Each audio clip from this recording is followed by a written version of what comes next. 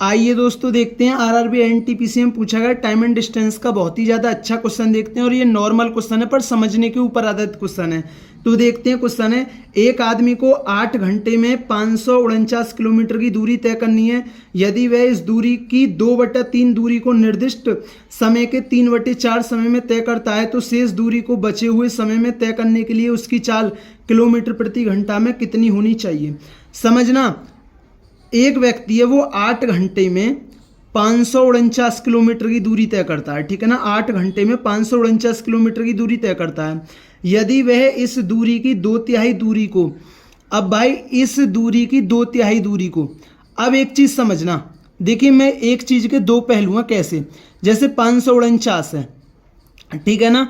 अब जैसे 549 है तो मैं इसका 2/3 निकालूं, तो 549 का 2/3 निकालेंगे तो कितना होगा भाई, ये होगा आपका गुणा 2/3। तो 3 1 3, 3 8 24 और 3 3 9, 2 2 3 6 और 18 2 36, 366 होगा। तो शेष दूरी कितनी होगी, आपको 549 में से 366 घटाना होगा, ठीक है ना। 9 में से 6 गया 3 और 14 में से 6 गया 8, 183 किलोमीटर होगी।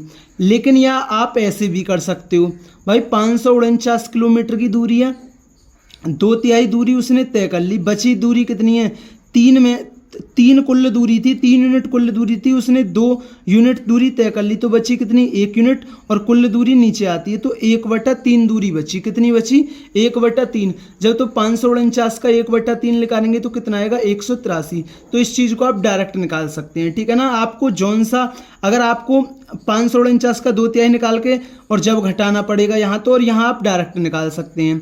तो ऐसे ही भाई 549 किलोमीटर की तुमने 2/3 दूरी तो तय कर ली, बची कितनी, 1/3 दूरी, चूंकि 3 में से 2 गया 1 और कुल दूरी कितनी थी, 3 यूनिट, तो कुल दूरी नीचे आती है, ठीक है ना।